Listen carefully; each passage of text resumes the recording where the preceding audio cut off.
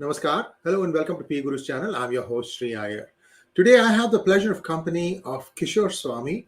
Kishore has underwent baptism by fire. You have followed, I'm sure many of you have followed his trajectory. He's one of those fearless journalists who was punished for being truthful, and he had to spend a fair amount of time in prison, and he's out now. And he has started a new YouTube channel called Idam Valam. I urge each and every one of you to watch that. That's in Tamil. Today's hangout is in English, and we are going to catch up with him on this new controversy, scandal, whatever you want to call about it. It's called a company called 𝙤𝙬𝙤. It's very ironic. Anyway, let's just first invite Kishore ji. Kishore, namaskaram and welcome to PGurus channel. Namaskaram, sir. It's always a pleasure Kishore, to be with you. Thank you so much. The pleasure is all ours. Kishore, I find the name itself very interesting. 2G, right? The number 2 and then thing G. Now, if you take the 2 and make it a power of G, what do you get? G square. Well, that's your point of view, but my point of view is G stands for Gopalapuram. Very true, very true. So, our audience probably has not got all the bits together because it's a very fast moving case. I would like you to walk us maybe about a month back and then start talking about G squared. I've heard some horror stories, but that is not mundane for this topic. I just want you to describe in your own words what is happening and how you see it, sir. Take it away.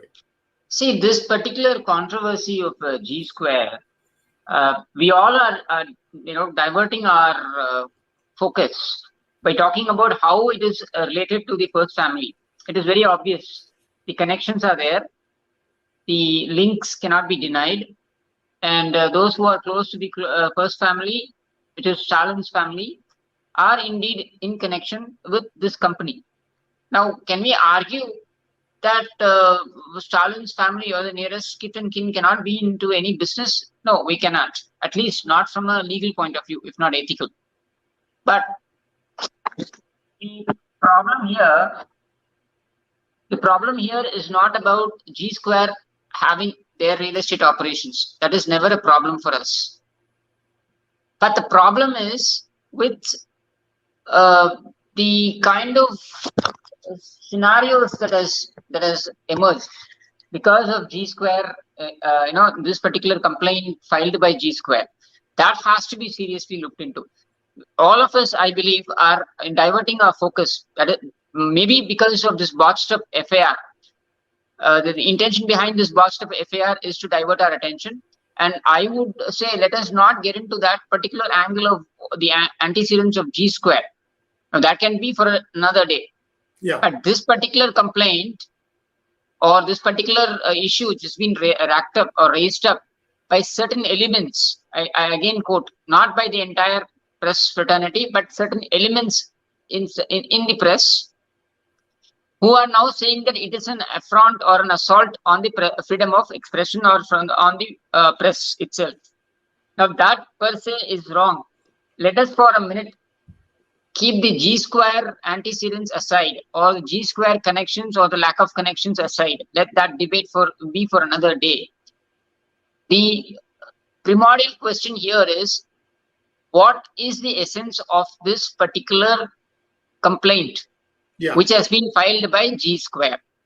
Now, the complaint that has been filed, or as is being stated by the police in their official version at least, is that they have evidences, prima facie evidences, to suggest that certain people had indeed blackmailed or sought for monetary benefits in exchange for reducing the content of exposure on G square, or for not coming out with articles or news on G square getting published. Now, this is what is worrying, and this is what should catch our attention, and not G square or who their promoters are or what their relationship is with the first family, which is Stalin's family. So, having said this, now let us get into the other side of the complaint. The complaint says that certain people belonging to one particular institution And that institution is a very prestigious institution, which has a legacy of 9 decades. That institution called Vikatan. Vikatan Group has a magazine called Junior Vikatan. And this particular Junior Vikatan or the Vikatan Group per se, a complaint has been filed on the promoters, or not the promoters, but the management, that they were involved in this blackmail where about 50 lakhs or 5 million Indian rupees was demanded from the company, private source called 𝙤𝙬𝙤𝙤. Now, is 𝙤𝙬𝙤𝙤 not having a right to file a complaint? They do. They have a right to be in business. And if they are threatened, then they have a right to file a complaint. And which is what they have done. Nobody from the press fraternity has bothered to ask why this complaint was filed or on what basis this complaint was filed. Then straight away they are going about and saying that this complaint shouldn't have been filed. Now that is wrong, especially when the police says that they are in possession of the evidence. Then it is only fair that the press demands that a fair investigation happens. Instead of that, what are these people doing? Certain elements in the press, not the entire press fraternity, but certain elements in the press, what are they doing? Now they gather at the press club, which is nothing but a daytime get-together point for these Naxal elements, and in the evenings it converts itself into a bar. So this particular, no, I'm not just talking I've been to IIC. I have been to IIC Delhi. I know exactly. Fit a hidden camera, you will know that who all visit this press club in the daytime and what happens in the evening. So here they all gather, and what do? They come out and cry out slogans against the government, as if the chief minister should be responsible or the chief minister should step in. Now, is it the job of the chief minister to come out and look into each and every blackmail charges that is being made against press, especially when the evidences, as the police claims, are in place? Of course not. Or would these people be bothered? Do you really think these people are bothered about the Vikatan management? Of course not. Their problem is the staff working in Vikatan. There are 4 members. One is 𝙒𝙗𝙧𝙤𝙪𝙥𝙥 Kalaiselvam. The other one is Syed Abu Tahir. The second one is Omar Mukhtar. The third one is Abbas, along with Kumara Gurubaran. So you've said 4 names so far. Okay. No, Kumara Gurubaran. So 5 names. So these people are involved, or are said to have been, or alleged to have been involved in certain extortion complaint. So they haven't come out and given the details of the FIR, but we do understand that tactfully 2 names are revealed. 2 other names apart from these 5 are revealed. That being of a YouTuber or a social activist. I would not want to reduce him to be a YouTuber, which he is not. He does much more than come on YouTube. But I would call him a social activist and a social misfit, Savukku Shankar. The social activist being Maridhas, and the social misfit being the suspended police junior officer Savukku Shankar. Now the question is, inside the press club, how and why did they allow this Savukku Shankar to be present, and why did they come out in support of a suspended police officer whose suspension itself is because he has allegedly stolen intelligence tapes and had given it out. That was a charge on him, and he has many other charges on him. That is besides the point. But he is under suspension. Now, a suspended government officer is technically still in employment of the government. He has no business speaking against the government. The contract that the government servant signs when he or she is part of the government or the government service is that when you go into the higher echelons, we call it the oath of secrecy. But in the lower echelons, it is said that you will have to ensure that you don't speak against the government, and any press release or anywhere you go on stage or to the media, you will have to seek prior permission. None of this has happened. And this man is drawing his salary, which is part salary, which was 50% salary still a few years ago. Now it has come up to, increased to almost 80% of his salary. He's getting paid, not doing his job, but doing everything else but that. And he is not an accredited journalist. And what is he doing in press club? Why did they allow him? And why did they stand, even rub the slightest part of their shoulders with him? Now they will claim that the complaint also had, the FIR also had Vikatan management. Well, it is for Vikatan management to deal with it. If it is an extortion charge, how does it become the business of the press? Unless we know what are the evidences in possession, in the possession of the police, how can the press say that it is an assault on the press? Are you trying to tell me that press cannot be, anybody in the press cannot be prosecuted for a criminal charge? Are they above questioning? Are they above investigation? After all, the first investigation report, FIR, which you in Tamil you say Mudal Tagaval Arikai, is just a report, a summary of the complaint, and then the police make their own investigation and a primary. You can't even call it a charge, but a report is submitted. It is only at the time of the charge sheet that you can even say that the complaint has been to a certain extent substantiated. This is what criminal jurisprudence tells me, at least to my understanding. So having said this, now where is the question of these people running around like headless chickens and claiming that, and these people are so in a confusion. They don't want to take on the DMK government completely, establishment completely. So they are half-hearted when they come out and say, and look at this justification, they say, the chief minister may not be knowing about this, may not be aware about this. Certain bureaucrats have done it. The chief minister should intervene. Now, if the chief minister is to intervene into each and every investigation, at the investigation time itself, don't you think that is political interference? Can we afford to have that happening? In that Lavanya case, something similar happened when the minister jumped in, gave a statement. Even before the investigation was completely through, even as the preliminary investigations were on, he gave a statement that there is no conversion angle at all. Now that resulted in that particular case getting transferred to the CBI. And that did not happen because the center stepped in. That happened because the court stepped in. So should the Tian government have the ignominy of getting itself reprimanded by the courts? Now, why would the CM enter in, if it is about some disparaging comment or some disparaging article, and if a complaint is filed and if the police is proceeding, then I understand the chief minister may have a reason to step in. But if it is a complaint of criminal extortion, and if evidences have been filed, as the police is claiming that they have the evidences, they are in possession of the evidences, and I tell you what those evidences are. My sources tell me the evidences are clear-cut GPay transactions running into lakhs.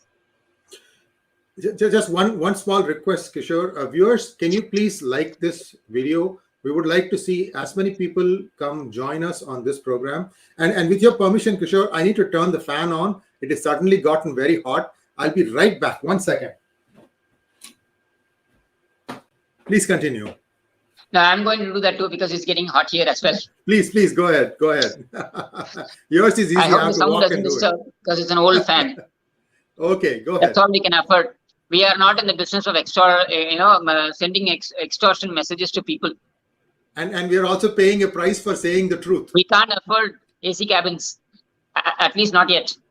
Having said this, on a serious, let us get into the serious discussion. Now, the question here is, why are these people demanding that the chief minister step in and withdraw the complaint? I understand it is a tad bit childish to drag in the management. Though I will say ethically or morally, the management is responsible if their staff go about extortioning people. But here, the police jumped the guns. That's what happened. And to drag Maridhas and this Shankar, who calls himself Savukku Shankar. Now, why did the police do that? That is where the conspiracy angle becomes murkier. Now, The reason why you have this police, going about with this FIR, messing up this FIR, which they themselves agree, because they alter the FIR later on. They are legally empowered to alter the FIR under certain provisions, of course, subject to certain provisions. But yes, they can, subject to further investigation, perhaps. Now, the reason why we see, or I see, the modus operandi behind dragging in the Vikatan management and people like Shankar and Maridhas, at least Maridhas, I see no connection with these people at all. But Shankar, yes, these people are in touch with Shankar day in and day out, because his sources, as he claims, a part of them come from the department, police department, and the other part comes from the press fraternity. And these people are, in communication with him. That he cannot deny.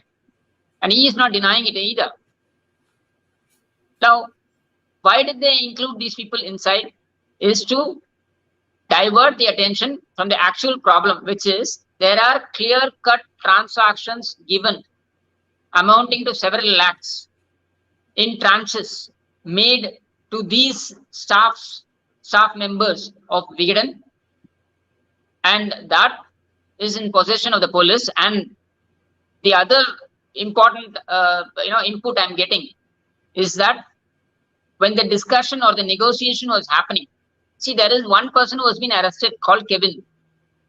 Now, there are a lot of people coming out and saying that Kevin, who's a distant relative, who's said to be a distant relative of the 2G victim, 𝙒𝙗𝙤𝙤𝙦, who allegedly killed himself, which happens often whenever it is connected to the DMK family.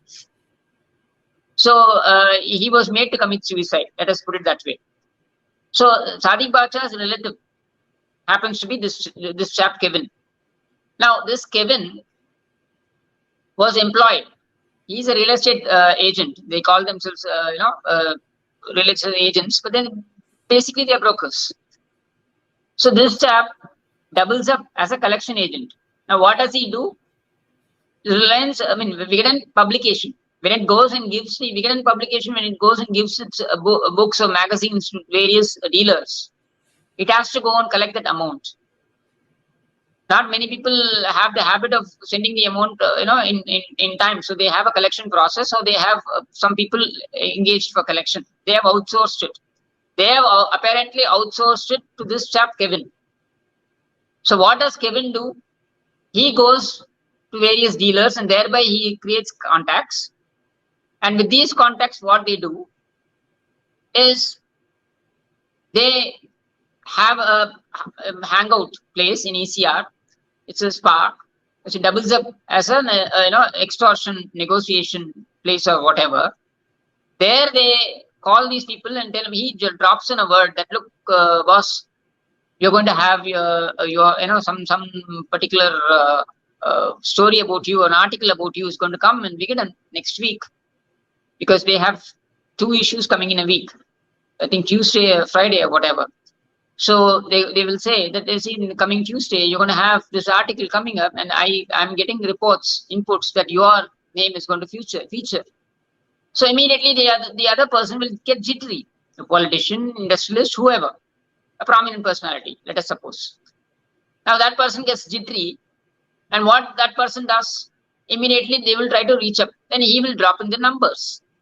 The phone numbers are that of the frontline staff, like Syed Abu Tahir or Abbas, or to a certain notch higher, in a higher grade is Kaish Kalaichel. Now, once these people are reached, what they say, yes, the article is going to come, but we can manage it, don't worry, we'll do something about it. And then what they will do is, a day before the article is going to be published, the layout will be made ready. That layout copy, they send it out to this person and tell him, see boss, we are not able to stop the first article from getting published because the layout is already ready. But we are going to have a follow-up article. And in the follow-up article, we will, we will ensure that your name doesn't come up, provided let us have something worked out. This is how the discussion starts, the negotiation starts. and a sizable amount is taken. This has been happening for quite some years. This is not something that is happening in the past 1 year that the DMK has come to rule. No, this has been happening for quite some years. Whoever rules, this is their modus operandi. On the basis of these kind of transactions, the nature of the story can be altered, is being altered. This is what I've been trying to say. This is not the only magazine that has been doing it. There is a pioneer in doing this, and that is Nakiran Gopal. His main business is extortion, blackmailing. And where he is not able to get his way, he ensures that he amplifies the damage, adds spice.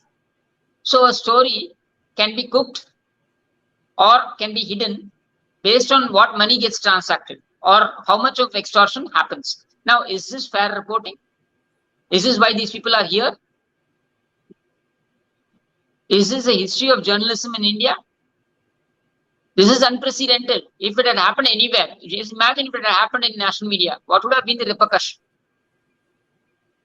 Whereas here, the diversionary tactics being employed, first thing they come out and say, because in the FIR, the name of the management is there. Now, the management is not going to be worried about what a few lakhs these people are going to take here and there. But what happens here is immediately a Brahmin angle will be given to this. They will say these Brahmins are corrupt, therefore complaint has been filed. Because the promoters are Brahmins. So entirely the whole thing. Which promoters are Brahmin? Kishore, which promoters are Brahmin? Yeah. Which promoters are Brahmin? The Vikatan promoters. Oh, Vikatan promoters. Yeah. So what they will say is, see, they are corrupt and therefore they have been caught. Or they will say that the government is trying to defend. They will only seek for the government to defend them.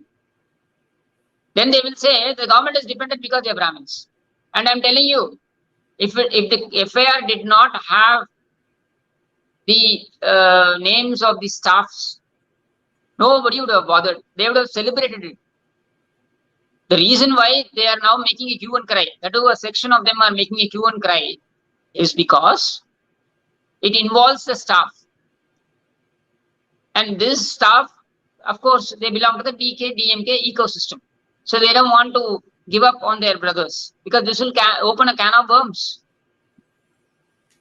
So that is why these people are raising a hue and cry, and for no reason at all. And to demand that the chief minister step in so that his government does not get a bad name. Now you tell me, is it the job of the reporter to worry about whether the government gets a bad name or good name? The job of the reporter is to report a news and stop with that. Perhaps add a few opinion, which I believe personally is unethical, but still, you would still have an opinion, add to that and stop with that. Now, why do you come out and say that we don't want the government to earn a bad name? Why are you worried about it? That's not your job.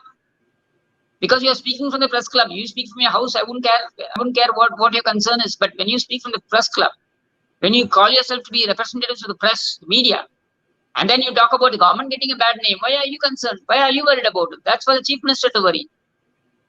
What makes you think that you have the extra concern and care that can be expressed on behalf of entire media fraternity? These are questions that has to be pointedly asked at these people. What we miss out here is everybody is bothered about it, whether G square belongs to sub-reason, G square belongs to XYZ. Now, how does it matter? And I am not trying to take up cudgels for G square. That's for it's for G square redeem itself. But the question here is the behavior of the press. And they come out and say, see, we are sure Stalin would not know about it. We are sure he's not aware of it. Now, why should he? First, the two questions I have. One is, how do you know he's not aware of it? And the second is, why should he even be aware of it? A complaint has been filed, an FIR on the basis of which an investigation has been made. Prima facie evidences have emerged, and therefore the police have filed an FIR. Now, what role the Chief Minister has in this, I don't understand at all. And why so much hue and cry? And who is Shankar, by the way? This man has been going about saying that every BJP fellow has to be jailed without any investigation, without any trial, without anything, any complaint. He goes on video saying that why is the Chief Minister keeping quiet? He has to jail everybody because we are against Hindutva.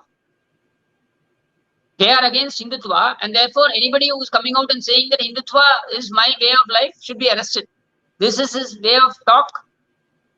And when it comes to him, he speaks, he threatens. You know, your name will be spoiled. You will come to the streets. As if, I'm telling you, YouTube has a certain amount of influencing.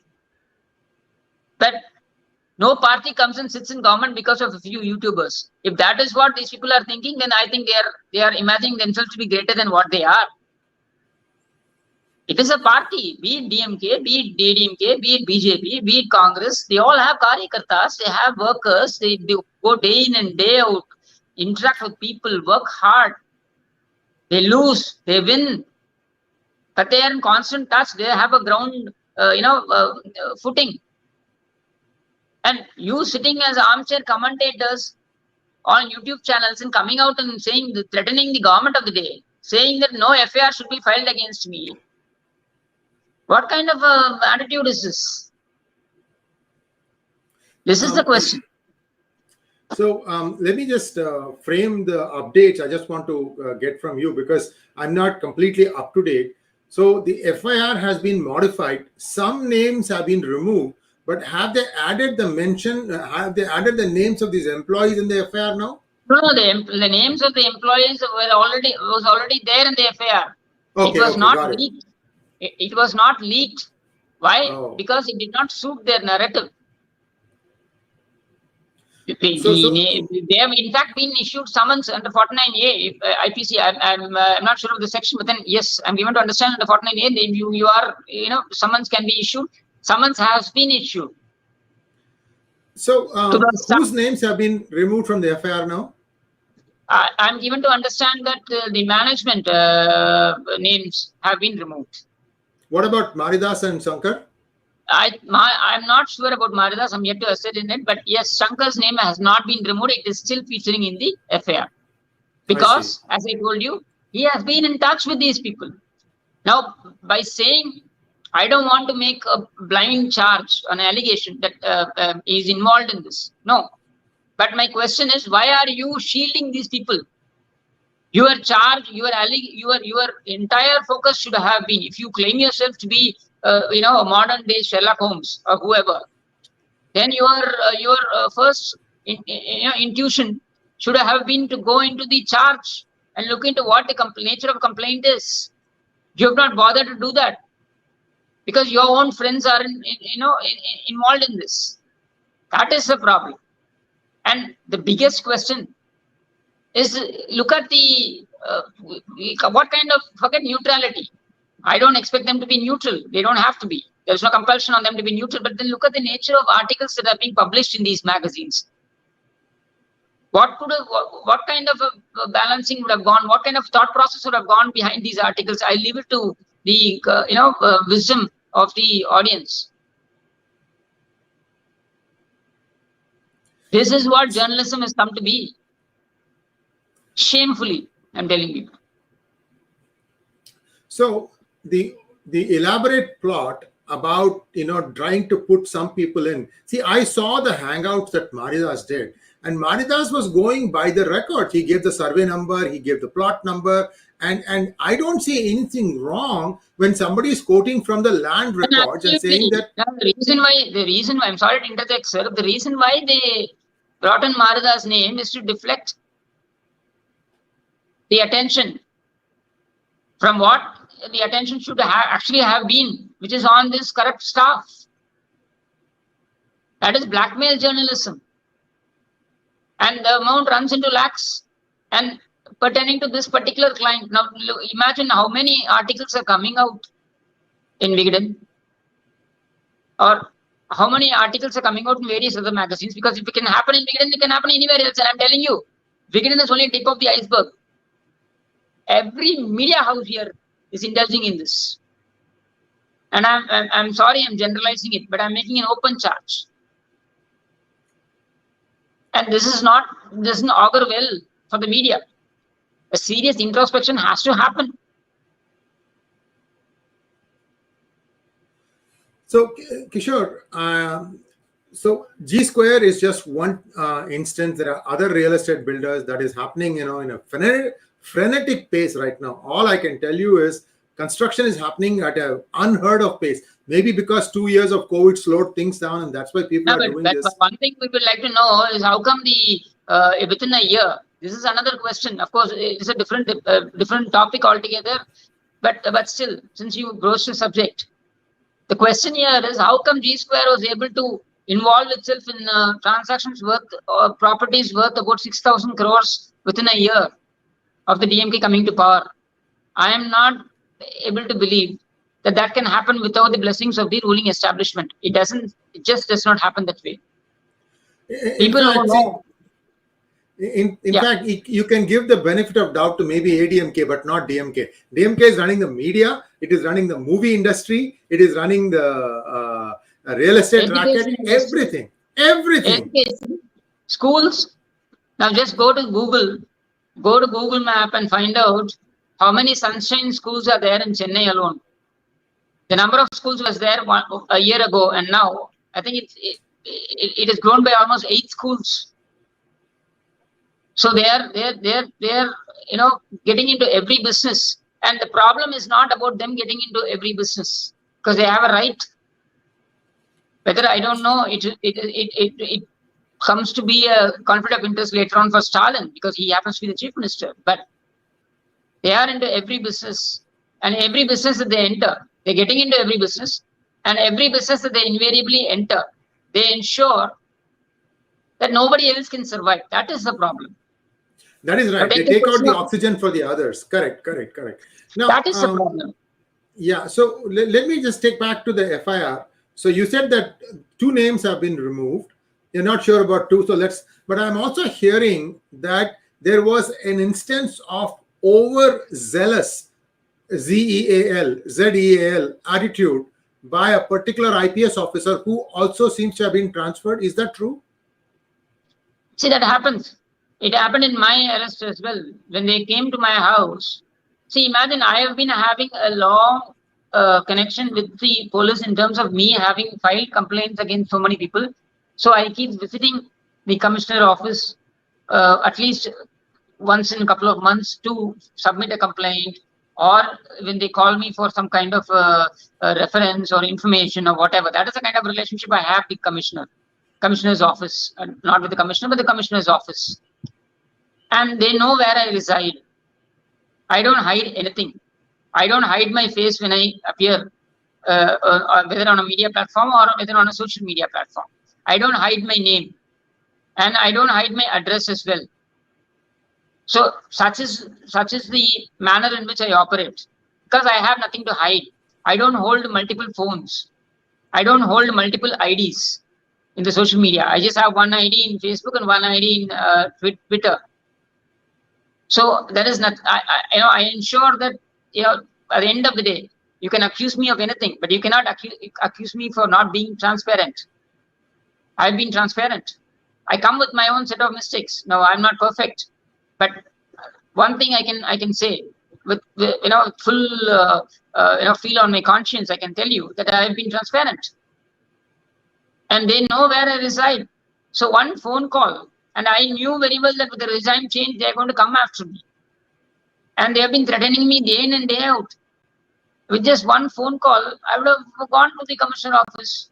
You can arrest me. The due process of law can happen. I am not going to resist it. So why was there a need for them to drop in at 1:30 in the night, send 15 people? They know who I am, what I am physically. 2 constables would have been enough to carry me all the way to the station on their shoulders, if not by a jeep or whatever. So where was the necessity for them to land up there at 1:30 in the night? And I have parents who are above 70. I tell you, even today, when the milk man arrives or somebody comes in at odd hours and rings a bell, my parents get jittery that maybe it's the police. Now, should they undergo this ordeal just because you and I have opposite views? That is for them to ponder. But what I'm trying to tell here is, coming back to the subject, is the IAS and IPS officers, these are the people who are trying to please the ruling establishment. And therefore, they go overboard and try to please even the chamchas and chelas who are around the ruling establishment of the ruling family, in this case. And they mess up. And that's what has happened here. But I'm telling you that there's been a sinister move to safeguard the staff. And therefore, they have messed up the FIR deliberately. That is what my assumption is. Now, last question for you, Kishore. There's also, there's one thing is people trying to please their political masters, and they're trying to go above and beyond. I'm also hearing rumblings, and I'm please feel free to correct me, that there are some people in the IPS cadre who are putting their religion above their professional obligations. Of course, not only IPS, sir. I'm telling you, down to the constable. It happens in jail. I experienced it. Inside jail, you're denied. In Pural, in Chennai, you are denied access to Bhagavad Gita. But every cell has at least 7 or 8 sets of Bible. I am not exaggerating at all. I'm not trying to be a bigot when I'm saying this. And yeah. No, please finish your thought. I thought you were done. Yeah, go ahead. And every cell, if they're Muslim occupants, then they are Muslim inmates, then they have no problem providing them with the Quran. But when it's a Bhagavad Gita, then you become a Sanghi, and therefore you're not going to be provided with that. They don't want religion entering into the jail. That's what they claim. It's okay for them to have the Bible. It's okay for them to have the Quran, but it's not okay for them to have the Bhagavad Gita. In fact, tell me. Sorry. Yeah, sorry. This could be a bit painful, but I would like you to relate your stay in the jail. What kind of things that you had to undergo? Because I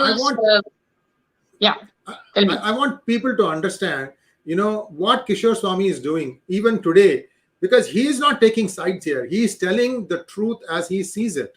And it's up to you to believe him or not believe him. But the point here I'm trying to make is he is very brave. Let us salute him for that. And Kishore, please talk to us a little bit about your experience of staying in the jail. So I was picked up by 1:30 from my house, and I was taken to the police station near Pallavaram. And they said there's nobody there, so you come. And then they were getting instructions from the over via phone from various people. So they put me in the jeep and they kept going around the city. It was peak COVID time, and till 4 o'clock they didn't get the proper instruction from their higher ups. But they were gloating by saying that they have caught hold of me. Well, what is the necessity to catch hold of me when I'm available in my house and I'm telling the minister, whoever threatened me, or the MP from Dharmapuri who threatened me openly, that here is where I stay, you can send your cops and pick me anytime. Anytime does not mean you land up there by 1:30 in the night. But yet they did that. So they kept me till 4 o'clock, 4 a.m. And by 4 a.m., they take me to the Rajiv Gandhi hospital, where the compulsory COVID test has to be taken, because it was a peak time at that time. So they took and a regular medical checkup has to be done before arresting somebody. Normally it happens after remanding, but these people did it before that. Fair enough. They took me there, and then when the testing came that I was not COVID positive, and they then waited for the magistrate to wake up. and the magistrate was available at her residence. She did not bother to ask whether a summons was issued to me, which is the due course of law, which is that you have to be issued with summons. The Supreme Court guidelines are such that you have to be given summons, because if the crime, the nature of the crime is drawing a sentence of less than 7 years, less than 7 years, then you have to be issued a summons first. And if you are bound to answer to the summons, and if they are not happy or satisfied with the summons, then they can proceed and arrest. This is how the due process of law should have been. But it didn't happen. They just put me in front of the magistrate, and I said I was not issued summons. These people landed at 1:30 in the night, but then she didn't pay heed to that, and she remanded me. So they took me to 𝙤𝙤 sub-jail. On the way, call came from Gunasekaran of Sun TV. Is this the guy who got fired from News 18? Is this the guy who got fired from News 18? Yes. Immediately he went and joined his bosses directly. He was working for them indirectly, but then he went and joined them directly in Sun TV. So he called up. He was not able to believe his ears that I have been arrested. So he was like trying to reconfirm. And when they said yes, because I could hear all this, the conversation, because the jeep was silent when it was early morning. And the officers themselves told me why so-and-so is calling, because they didn't realize the magnitude of the situation. They did not realize whom they had arrested. And they immediately responded to him by saying that, no, we are taking him to 𝙤𝙤 sub-jail because he has been remanded. Then he says, no, don't take him there. It's very near to his house. Near means 5 kilometers. Take him, put him in Chengalpet. And by the time we reached Chengalpet, there the superintendent came only by 10:30. So they told me they are receiving calls from Gunasekaran every 10 minutes or 5 minutes. They made me wait outside the jail so that one of the reporters can come there. Till then I was made to wait outside, stand outside, and they took the pictures of me so that they can go and publish the news, flash news, saying that he's caught red-handed, he's in anguish. All this they can publish. Then they let me in. By letting me in, specifically, instructions were given to the jail authorities that I should be stripped naked and I should be made to sit like that for till the time they decide it is okay for me to go to the cell. So I was kept that way. I had no issues with that, because at the end of the day, you can strip me of my clothes, not of my values.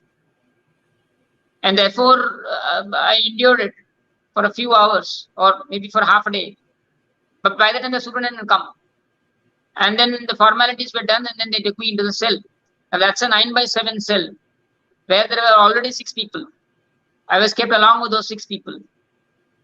And that's how it happened in Chengalpet. And they did not even tell me after about 11 days, because in between they kept taking me to the court on the basis of saying a new complaint. But it was not a new complaint. They were booking me on old charges, 2-year-old charge, 3-year-old charge, some vague complaint. They had booked me in that again and said, no, see, fresh investigation we have made and we have found that he is guilty. So they took me to the court every 2 days and 3 days. I knew that they are doing this because they ultimately want to take me under preventive custody. So they are building the ground for that by saying that he's a repeat offender and therefore we are putting him under preventive custody. Charges are nothing, but certain comments that I made on social media, alleged to have commented on social media. Now, that's a different subject altogether, which I'll be fighting in the court, and I know that I will be exonerated. Having said that, after about 12 days, suddenly they land up one morning and they pick me up. They don't tell me anything, where they're taking me, what. They just said, for logistics purposes, we are shifting you. And then they took me to Pural. The minute they landed there, we landed at Pural, they got down, they were talking to me casually, but then they took me to the gate. And they told the gatekeeper, not even to me, the gatekeeper, that, see, we have brought one person who's been booked under Gundas. Now, that was a real surprise, or rather, I should say, a shock to me.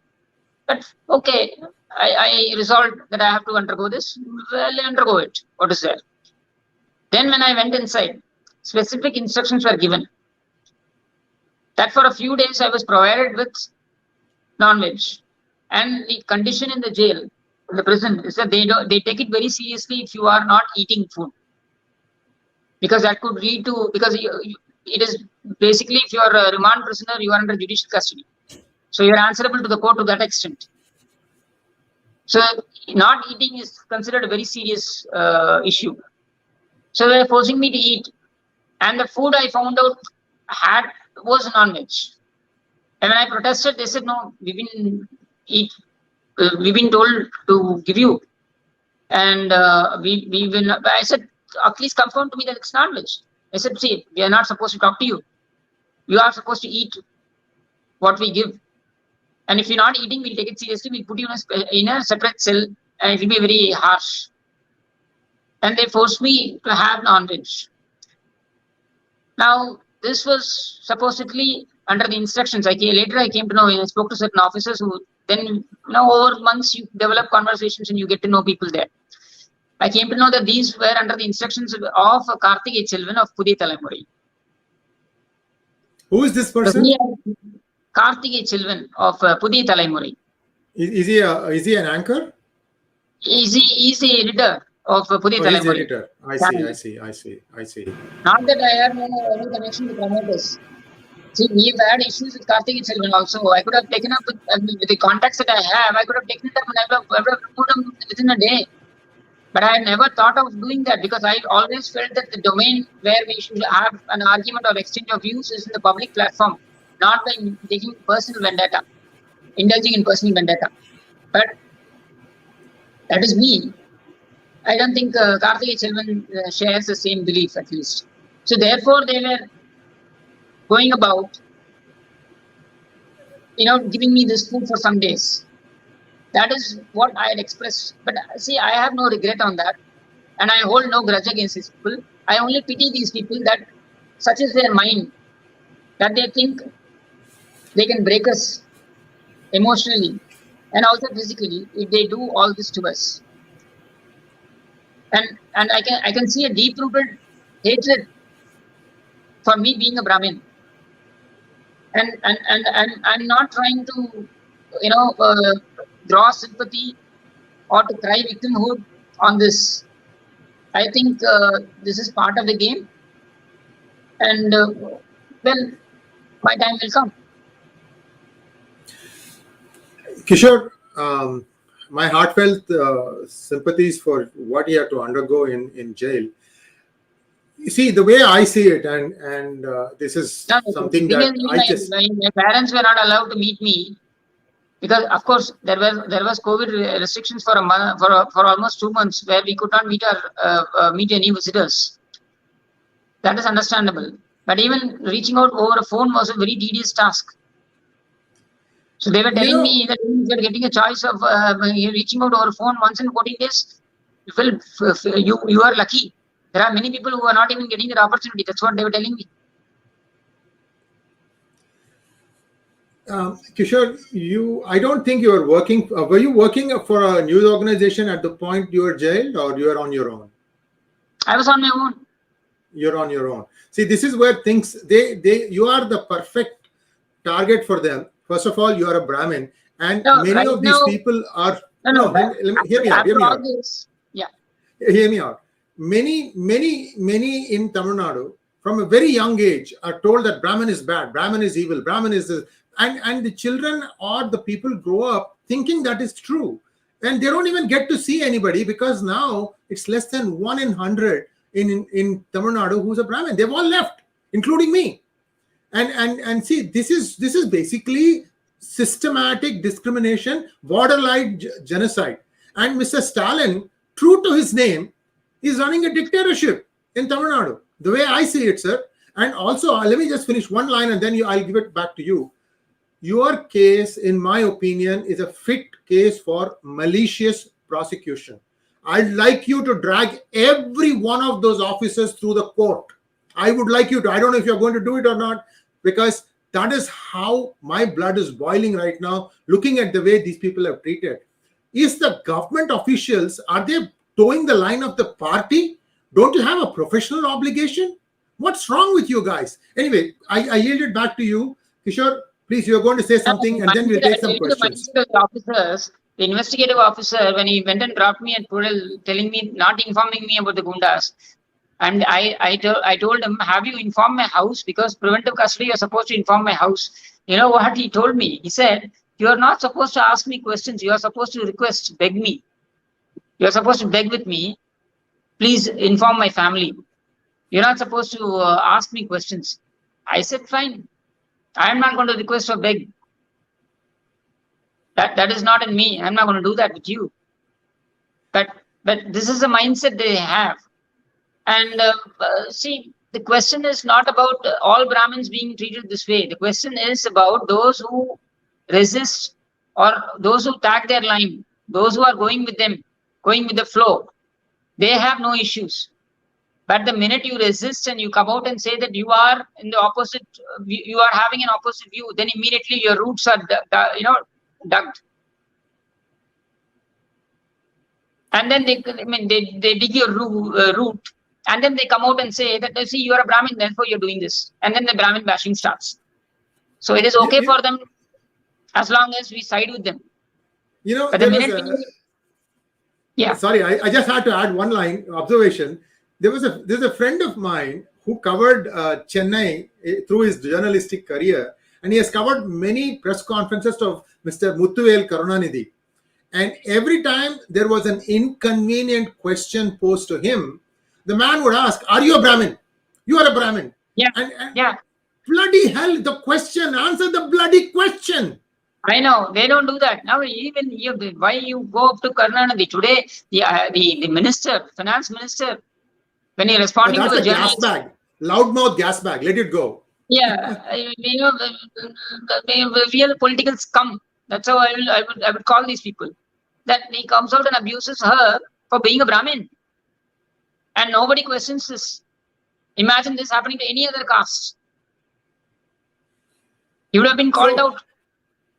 All I can tell all our viewers is, listen, what is happening to Brahmins could happen to other castes also, because this is not something that is specific. They just want their way. There is a group of scoundrels, rascals, and crooks who manage to come to power, and then they will find every which way they can to stay there. This is really the whole plan here.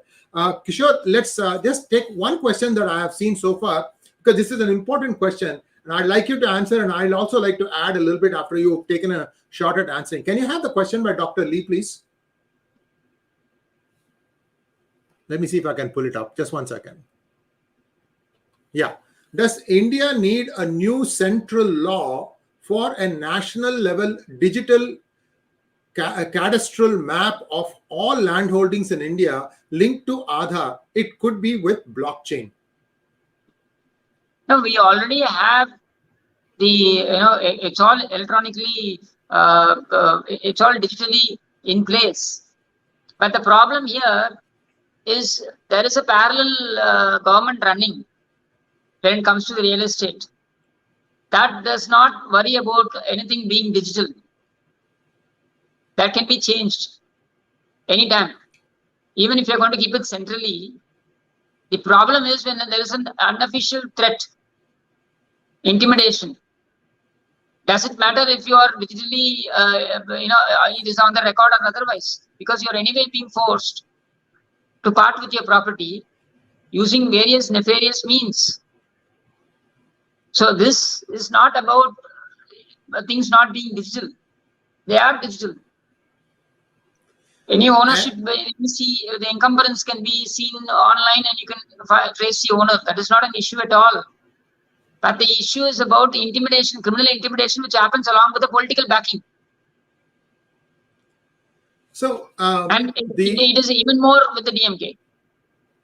And viewers, those of you who are not living in India, but you have properties in India, you are the first low-hanging fruit. They tried this from 2006 to 2011. In fact, Jayalalitha came to power riding on this, that we will be more just in terms of making sure that your property is secure. Now, they are back, and they are back with a vengeance. Maybe they have a premonition that they may not last the whole course, because that's how I see the pace at which these guys are doing, whether it is destroying temples, whether it is grabbing land, whether it is intimidating people who are speaking the truth. I see a certain desperation. I don't know what that desperation comes from. Kishore, perhaps you can conclude this with your observation, and then we can call it a program. It is very clear. It is. I would recall JP's words, "Vinashakale Viparita Buddhi." So that is what is happening to them. That from day one they have been arrogant, and day one they think that life is going to be the way it is right now. They fail to understand that life it comes a full cycle. So karma will catch up with you, if not today, some other day. And that time you're not going to have many sympathizers, because you've been antagonizing everybody. And my primordial question to these people: what will you do with all this money? You've amassed. Another 40-50 generations going to live with this. What more you require? That every day you have this hunger for money. What would you do with it? Even if you're thinking about having 3 square meals a day, you're going to have enough money to have it for the next millennia. How much more are you going to earn and keep? And if you do it the right way, nobody's going to question it. But by hoodwinking the legal process, by indulging in gundagiri, by taking up all corrupt means possible, what do you get out of it? I fail to understand. And I leave it to people to take all this. This not. I'm again saying I have not shared all these details initially when I came out, because I did not want to demoralize a lot of people. Because already, in fact, when I met Maridhas in Madurai, he told me that a lot of people had gone offline when I was detained, because they had this fear that the police will come after them as well. So I did not want to bring them down to bring them down psychologically, and therefore I did not share. Even now, I regret that maybe I should not have shared it. But then let the world know what has happened. And I don't wish to derive any sympathy out of this, but I would want people to understand that every time you decide to make a wrong choice, and every time you fail to go and exercise your franchise, this is what happens. And I'm hearing that Mr. Stalin is planning several trips abroad, starting with Western Europe, and then UK, and then United States, and maybe even Australia. The simple question that I'd like to ask him is, what phase do you have to ask people to, one second, what phase do you have to ask people to come invest in your state, when we can tell you black and white that anything that you put in the state is at risk? Please go ahead. You're saying something. No, I wouldn't be surprised if he makes a trip to Cayman Islands as well. Well, viewers, that's it for today. And there's a good observation here. Brahmins are the Jews in Tamil Nadu, not just in Tamil Nadu. This is happening in other states also. Only the degree is a little bit less. I've also noticed in all this kutra, all this mischief that happens, it almost always starts from Tamil Nadu, and then it works its way up through India. What happens to Brahmins today in Tamil Nadu is going to happen to other people, may not be tomorrow, but the day after. In fact, across the country, Brahmins are they are not even 10% in many states. Only 1 or 2 states I can count where they are even 10% of the population. And it is dwindling. People can't get married. People can't get, opportunities. You are the first one being targeted with reservations. Anyway, this is a rant that goes on forever. My point here is that, viewers, these are all, ways to stay in power. I hope this government has a quick and sudden death. And just because of what they have done, I have nothing against anybody. But the way they go about, stifling their opposition, we are not going to compete against you. We don't care. I'm not a politician. Kishore is not a politician. He's just doing his job. And for you to try and, put all these things, what an insult to force a Brahmin to eat meat. Where will you go and say this thing? It is his choice of food. Will you feed pig meat to a Muslim internally? I want to know. So thank you so much, Kishore. I'm sorry. I really, really feel bad that, you've been subjected to so much, trials and tribulations in prison, and you still have to work your way through some of these cases. I wish you all the best, and I'll help you in any which way I can. And all the best with your new channel, Idam Valam. Namaskar. Thank you, sir. Namaskar.